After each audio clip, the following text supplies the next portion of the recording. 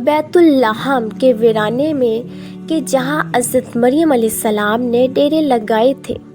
وہاں زچگی کی درد نے گھیرا ڈال دیا۔ شوہر سے تو وہ ویسے ہی پاک تھی، اب شہر سے بھی دور تھی، گھر سے بھی بعید، رشتے داروں،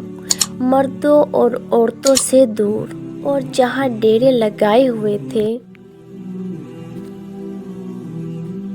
یہاں کوئی اور انسان بھی موجود نہ تھا، نہ ہسپتال، نہ لیڈی ڈاکٹر، نہ نرس، الغرض کچھ بھی نہ تھا۔ حضرت مریم علیہ السلام کو ایسے حالات میں ایک اور تکلیف جو ان سب تکلیفوں سے بڑی تھی، وہ بھی ستائی جا رہی تھی، اور وہ یہ تھی کہ ہونے والے بچے کو لے کر آخر مجھے قوم کے پاس جانا ہے، بیت المقدس میں واپس پہنچنا ہے۔ اس بچے کو گود میں اٹھائے لوگوں کو کیا جواب دوں گی؟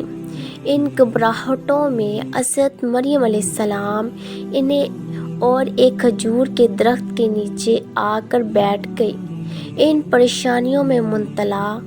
اکیلی مریم آخر کار گھبرا کر بول اٹھی، اے کاش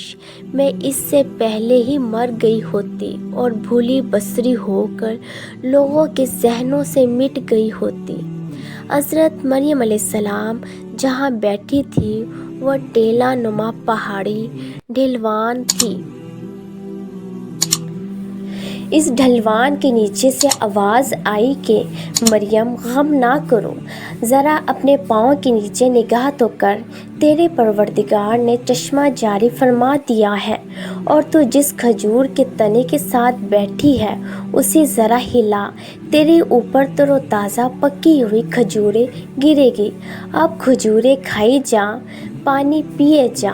گود میں ننھے عیسیٰ کو دیکھتی جا اور اپنی آنکھیں ٹھنڈی کیے جا۔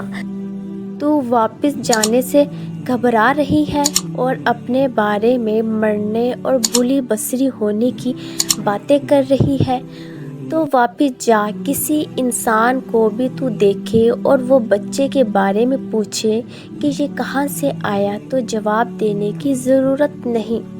بس اسے اتنا سا کہہ دے کہ میں نے تو اپنے رب رحمان کے لیے چپ کے روزے کی نظر مان رکھی ہے، لہٰذا میں تو آج کسی سے بھول کر بھی بات نہیں کروں گی۔ جی ہاں، پہلی شرائطوں میں چپ کا روزہ جائز تھا، آج یہ ناجائز ہے۔ تو جب یہ جائز تھا، اللہ نے رکھنے کا حکم دیا، حضرت مریم علیہ السلام نے ایسا ہی کیا، اور اپنے ننھے عیسیٰ کو گود میں اٹھائے وہ بیت المقدس میں اپنے لوگوں کے پاس آ گئی۔ کئی دنوں کی غیر حاضری کے بعد جب لوگوں نے حضرت مریم علیہ السلام کی گود میں بچہ دیکھا تو وہ کہنے لگے، اے مریم جسے گود میں اٹھائے تو نمودار ہوئی ہے، یہ تو بہتان ہے، بہتان! اے مریم یہ تو نے کیا کر دیا؟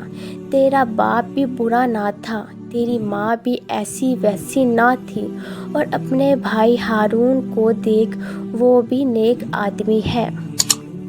مگر تو نے یہ کیا کر دیا؟ حضرت مریم علیہ السلام جو چپ تھی، انہوں نے یہ باتیں سن کر اپنی گود اٹھائے ہوئے بچے کی طرف اشارہ کر دیا۔ لوگوں نے کہا، ہم اس سے کیا بات کریں جو گود میں شیر خواہ بچہ ہے؟ بچہ بولنے لگ گیا، بچہ کہہ رہا تھا، میں اللہ کا بندہ ہوں، اللہ نے مجھے کتاب عطا فرمائی ہے، مجھے نبوت کے مقام پر سرفراز فرما دیا ہے، میں جہاں بھی رہوں مجھے بابرکت بنا دیا ہے، جب تک زندہ رہوں مجھے نماز ادا کرنے اور زکوٰۃ دینے کی وصیت فرما دی ہے، اپنی ماں کا خدمت گزار بننے کا حکم دیا ہے، میرے رب نے مجھے جابر اور بدبخت نہیں بنایا، میں جس دن پیدا ہوا اور جس دن مروں گا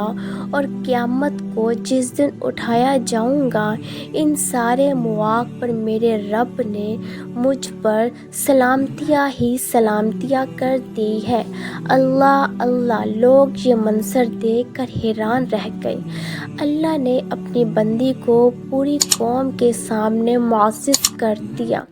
پریشانی کو دور کر دیا، لوگوں کو باور